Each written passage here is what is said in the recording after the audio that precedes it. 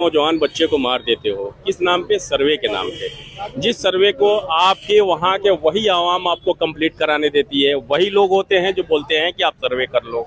वहाँ के जो मुअज्जिम होते हैं, वहाँ के इमाम होते हैं, वहाँ के जो लोकल लोग होते हैं, कोऑपरेट करते हैं। बिल्कुल। उस कोऑपरेशन के बाद फिर आनन फानन में आप जाते हो, फिर सुबह 5, साढ़े 5 बजे 6 बजे जाते हो। और जाते किस तरह से हो मेरे भाई?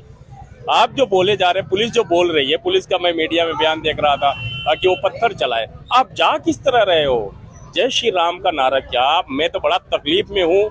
मैं जब से ये वीडियो देख रहा हूँ, ये जय श्री राम का मतलब क्या ये है? तो बिल्कुल गलत था। जब कोर्ट से आदमी आए हुए हैं और को सर्वे करने जा रही है टीम, तो ये जय श्री राम, ये इस तरह के नारेबाजी क्या ये मायने जय श्री राम, मेरे को उनसे तकलीफ नहीं है। मेरे को तकलीफ इस बात से है कि जिस श्री राम को मर्यादा पुरुषोत्तम श्री राम बोला गया, मर्यादा पुरुषोत्तम बोला गया, उस श्री राम के नाम को तुम लोग लेके आतंक फैलाए हुए हो। तुम कहाँ ले जा रहे हो हिंदुत्व को? हिंदुत्व का मतलब तो यह है नहीं, सनातन का मतलब तो यह है नहीं, और इस्लाम का भी मतलब नहीं है कि किसी पे जबरन अपनी धर्म को थोप दिया और अपना धर्म मनवा ले। दूसरी बात, जो बात हमारे भाई बोल रहे थे डेमोक्रेसी, यह डेमोक्रेसी में, भारतीय लोकतंत्र में, भारतीय एक संसदीय प्रणाली है। डेमोक्रेसी का डिफिनेशन बोलता है कि for the people, by the people, of the people. Abraham Lincoln बोलते हैं कि लोगों के खातिर, लोगों के द्वारा जहां शासन चलाया जाए, प्रशासन चलाया गया, उसी को लोकतंत्र बोलते हैं। और हमारे महामहोदय, हमारे प्रधानमंत्री जी बोलते हैं कि दुनिया का लोकतंत्र जननी है, लोकतंत्र की जननी है भारत। उस भारत में भारत माँ के बच्चों को तुम खुलेआम गोली मार दे रहे हो, तुम्हारी प्रशासन गोली मार दे रही है। किस नाम पे? केवल मुसलमान के नाम पे मार दिया जा रहा है। ये डेमोक्रेसी बची है कि नहीं बची है? अब मुद्दा इस बात पे होना चाहिए। अब ये संसद में डिस्कशन का मुद्दा है कि क्या भारत में लोकतंत्र बचा है कि नहीं बचा है, क्या भारत धर्मनिरपेक्ष देश है या नहीं है। अब ये सवाल उठ रहा है, क्योंकि बाबरी मस्जिद के टूटने के बाद जब बाबरी मस्जिद शहीद होती है, 1991 में हमारा वर्शिप एक्ट आता है। उस एक्ट में बोला जाता है कि जो भी स्टेट रहेगा वर्शिप एक्ट में, चाहे वो हिंदू का धर्म स्थल हो, मुस्लिम का धर्म पूजा स्थल हो, सिख का हो, ईसाई का हो, बौद्ध का हो, जैन का हो, जो जिस स्टेट में है उसी स्टेट में रहेगा, उसमें कोई रद्दो बदल नहीं की जा सकती।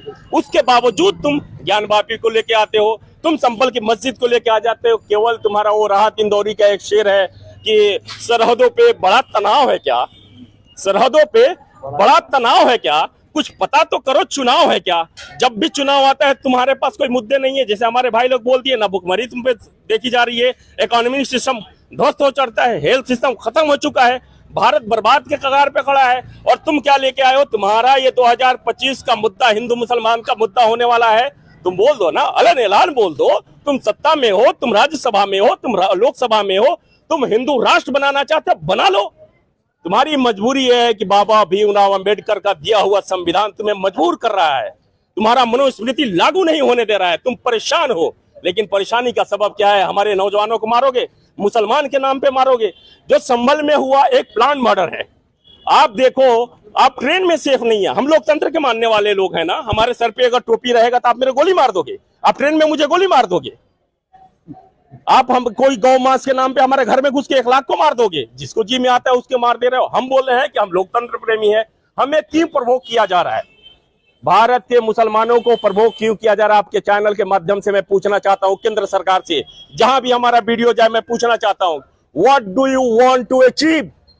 तुम्हारे पास कोई मुद्दा नहीं है क्या? भारत में विभाजित करने की नीतियां तुम्हारी लागू हो गई है क्या? तुम भारत को विभाजन में फिर ले जाना चाहते हो? फिर भारत को बंटवारे की तरफ ले जाना चाहते हो? अगर नहीं ले जाना चाहते हो तो हमें मुसलमान के नाम पे क्यों मार रहे हो?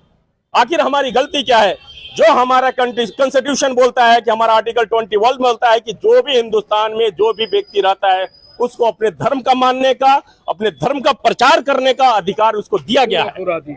जब आप अपना प्रचार करते हो, ये बागेश्वर बाबा, बेवकूफ बाबा जो घूम रहा है, ऐलान बोल रहा है कि हिंदू राष्ट्र बना रहे हिंदुस्तान को, तुम्हारे बोली नहीं है, तुम्हारे मैगजीन खत्म हो गई, तुम्हारे जुबान खत्म हो गए क्या? तुम्हारा कोई शूटर वहां नहीं मिलता? फायर करो ना उस पे गोलियां। अगर जैसे वो चिल्ला रहा है, हमारे गली का एक बच्चा जो अंडर एज हो, मैं बोल रहा हूं अंडर एज हो, 18 से नीचे हो, अगर वो बोल दे कि हिंदुस्तान को मुस्लिम राष्ट्र बनाना है, उस बच्चे का मर्डर कर दिया जाएगा। ये ऐलान ऐलान चिल्ला रहा है, ये क्यों नहीं हो रहा है?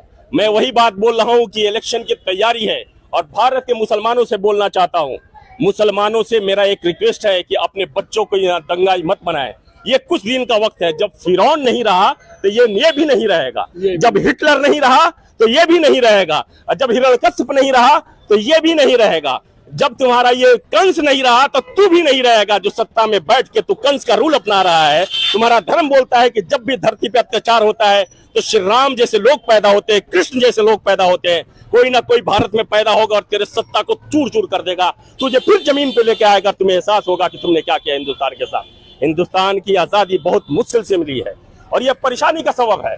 मैं तो बोलता हूं कि मुसलमानों को डिफेंस जोन में नहीं बोलना चाहिए। हमें नहीं मालूम कि हम पे एक लग जाएगा कि नहीं लगेगा, हम कब अपनी बात करेंगे, हमारी परेशानी नहीं है। हमारे बच्चों को, हमारे भाइयों को मारा जा रहा है मुसलमान के नाम पे। मैं ये नहीं बोल रहा हूँ हमारे भाई, मैं जात की बात नहीं कर रहा हूँ। मैं एक बात बोल रहा हूँ कि ये जो सत्ता में बैठी हुई सरकार है ना, ये फरवडों की सरकार है, ये फरवडों की सरकार है। आप देखिएगा, ये भारत में एक ऐसी सरकार आती है जो भारत के संविधान के अगेंस्ट जाके फॉरवर्ड को 20% 18% आरक्षण दे दिया जा रहा है, आरक्षण दिया जा रहा है। ठीक है, अब देखो ये मुसलमानों को टारगेट बनाते हैं। ये जो आज चंद्रशेखर आजाद रावण जो उत्तर प्रदेश में पैदा हुआ, किसका उपज है? इन्होंने वहां दलित को, पिछड़े को, अति पिछड़ों को इतना मजबूर किया कि एक रावण पैदा किया, चंद्रशेखर रावण पैदा किया, आज जो संसद में दहाड़ रहा है।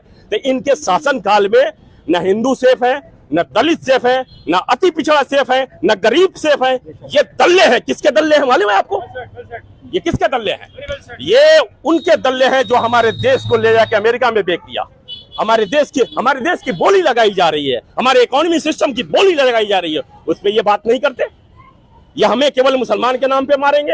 अरे कब तक मारोगे? हमारा कौम, मैं एक और मीडिया चैनल को मैं दे रहा था, मैं उनसे बोलना चाहता हूं, ये सत्ता के बैठे हुए केंद्र सरकार में जो काबिज हैं और राज्य सरकार में जो काबिज हैं, कि हम मुसलमान, अगर तुम मुसलमान की बात करते हो तो हम शहादत से नहीं डरते, और हमारा कुरान कहता है कुल्लु नफ्सिन ज़ाइक़तुल मौत, और ये हमारा ईमान है कि हमें मरना है, हमें दूसरी जन्म नहीं होना, दूसरा हमने पुनर्जन्म नहीं होना है हमें। यह हमारा ईमान है। अगर कुरान कह दिया तो हमारा यकीना है कि हमें मरना है। तुम चला लो गोली, लेकिन हमारे इस्लाम को न तुम, न तुम्हारे दादा, न फिरौन, न तुम्हारे परदादा, तुम्हारे नस्लें तबाह हो जाएंगी, लेकिन इस्लाम खत्म नहीं होगा। ये ता क़यामत तक इस्लाम रहेगा, जब तक क़यामत नहीं आता है। जी।